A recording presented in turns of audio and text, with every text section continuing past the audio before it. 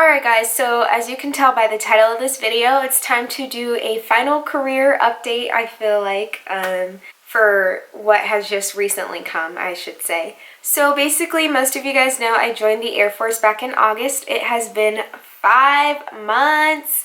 Oh my gosh, excuse my finger, it has makeup on it. But it's been 5 whole months. I can't believe it's gone by so fast, you know, it's kind of surreal to me because 5 months ago, I don't know, I was in a whole different headspace than I am now. I feel much more collected. I am so excited for 2017. This is not turning into a New Year's video, but because I'm late. But I really am excited for 2017 because I feel a lot of things, a lot of positivity changes are coming for me, and I really feel good about them, and I'm feeling confident about myself. Really gonna get on my prayer game stronger. And be stronger representation of Christ. So really excited for that for this year. Anyways, I digress. Sorry. The purpose of this video is to give you guys a little bit more insight in what I do, just a little bit. Now, just a disclaimer, I like to keep personal things and work life separate just because working in the military, it's not like they have a person who does beauty or anything, and that's fine because I feel like this is my creative outlet. So I just want to be careful too, because you know how the government is. There's a lot of privacy things and things I can get in trouble for saying, but everything that I'm going to say on this video is public knowledge. You can Google it, and it is not classified information. So without further ado, what do I do, or what branch am I in? First of all, I'm in the United States Air Force. Go Blue, that's what my family knows, so I couldn't join anything else. And I think the Air Force, and nothing against the other branches, but I think the Air Force and Navy are really awesome for women.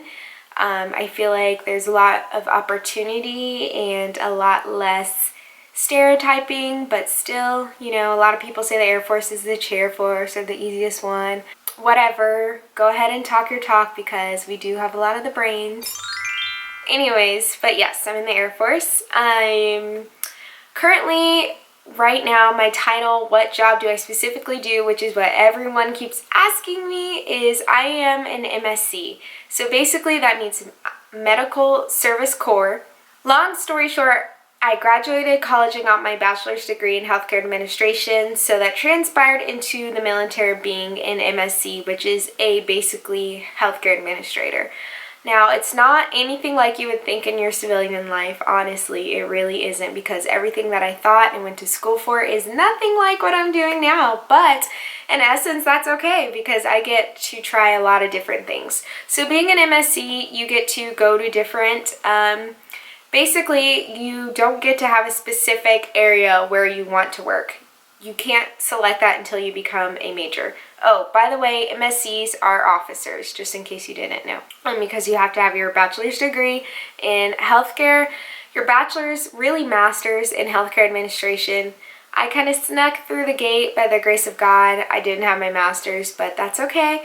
So basically what I was saying, you get to be in several different type of functions. So there's logistics, which is what I'm in, which deals with a lot of the warehouse shipments of the hospital things, furniture, anything like that.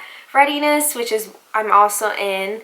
So I kind of have dual roles, which is basically preparing readiness. So you want in the military, they always want soldiers or airmen or whoever you serve to be ready. So it is the readiness section to make sure we're good with training and we're staying up to date with fitness and different codes and stuff to make sure we're in the right band when it comes to deploying. So all that stuff.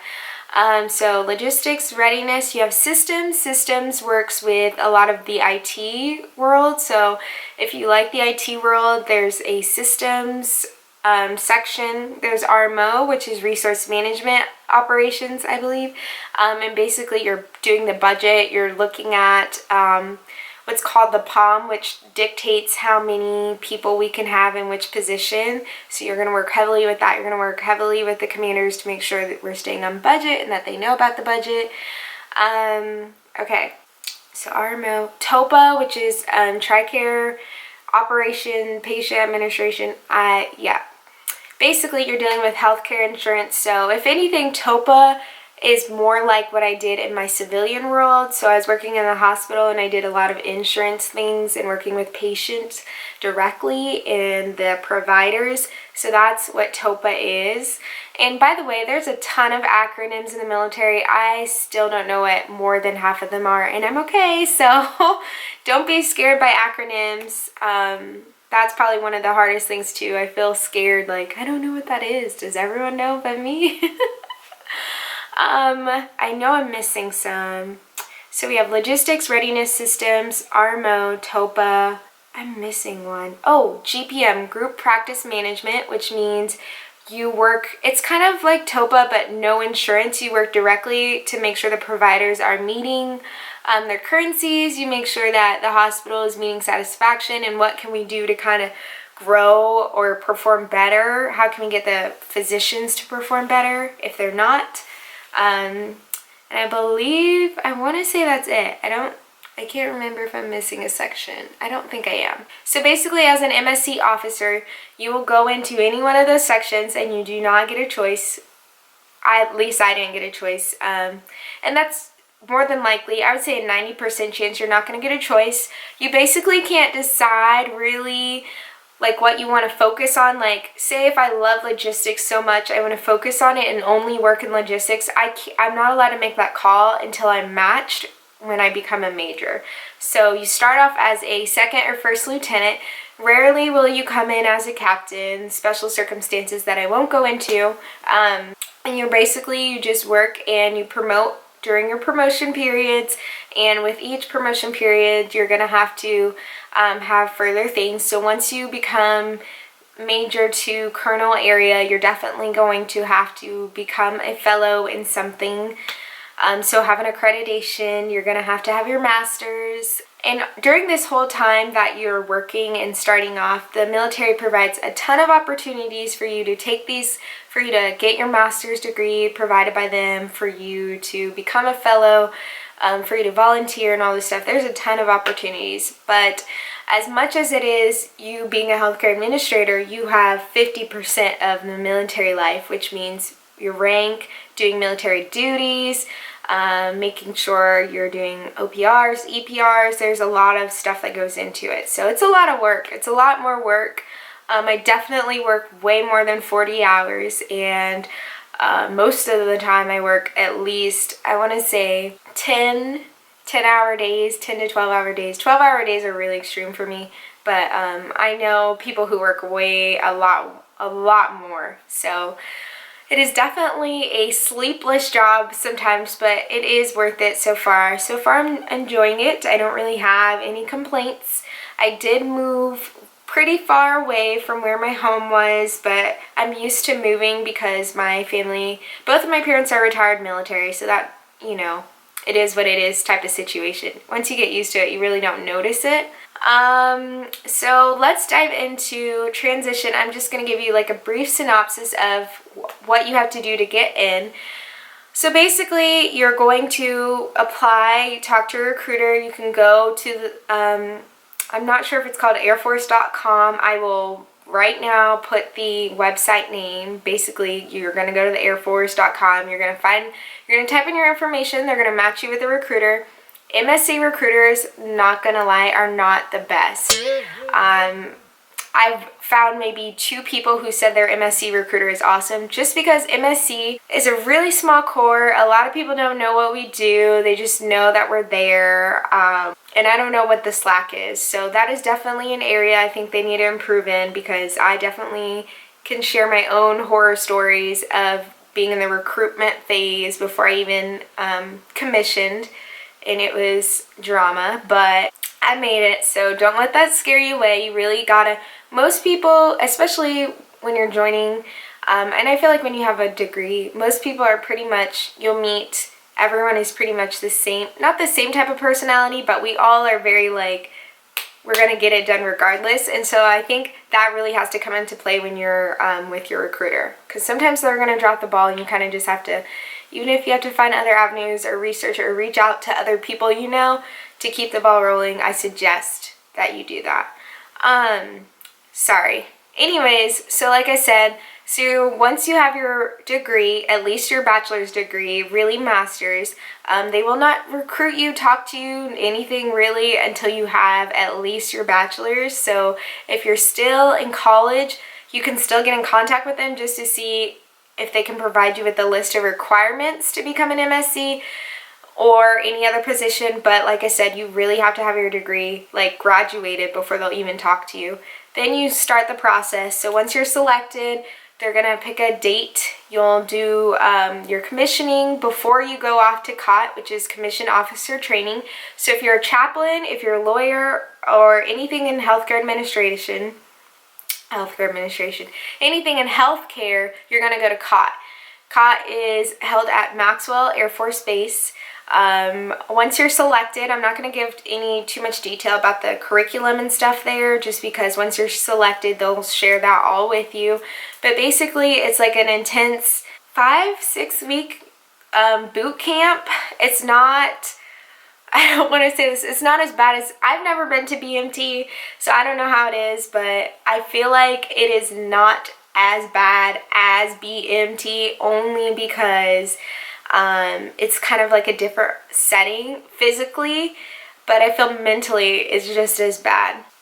So basically, you're going to be down there, you're going to be doing all the physical, you're going to be waking up at dark 30, you're going to be marching in line, you're going to have rules where you can't talk, where you can't do things, and you think they're so silly, and you're just like, oh my gosh, and you're like, oh, this is only 6 weeks, I got this. And then literally the first week you're breaking down, or you're like, by the second or third week you're just like, I'm over it, I want to go home, I want to be back to normal. So that is why, you guys, if you look back at my videos, there's like a gap about I want to say a month and a half, 2 months maybe, of where I was there. Then after you successfully complete COT, you're going to go to HSA training for MSCs only. So basically, you're going to learn how to do your job. We are one of the only core functions, I think there's maybe two or three, who actually have a follow-on training. So a lot of people don't go to tech school, because tech school is more for if you are usually going enlisted, so they can teach you those skills. When you have your degree, they expect you to already know them, but really, yeah. So HSA is a really fun time, honestly. I loved it. You're gonna have COT mates who are in the same corps as you, so you guys are usually all gonna go over to HSA together, and it was a really fun time. That one is in San Antonio, where I was, and basically it's just like an intense program where you learn how to do your job. You learn how to be a better healthcare administrator. You learn how to network. You learn what our MSc core values are. So COT is really where you learn all about the Air Force, even though you're already commissioned officer. And then HSA for MSCs is really where you learn how to do your job. That's basically all I wanted to share. I'm just going to keep ticking along. The number one question I get is, how long am I going to stay in? And I can't give you guys that answer. I can't. Because number one thing I would say to anyone is, don't ever burn bridges before you get there. Be careful, because death and life is in the power of the tongue. And I don't know, because I just started, so I'm still kicking strong, so I don't know. So if you would like more tips, or if you would like more videos on my COT specifically experience, like what to pack in my experience, or HSA, then please let me know down in the comments below. Or if you'd like videos on how to wear makeup in the military settings and things that have changed, because things have changed. There are a little bit more acceptable forms. Things they've been lightening up just a little bit, so there are some things that are a lot different than how they used to be, but not much has really changed, to be honest. But if you would like my experiences and other things, just comment down below and I will make more videos on it. But other than that, I just wanted to share with you guys this video, and I will catch you guys in my next video. Have a blessed day. Bye.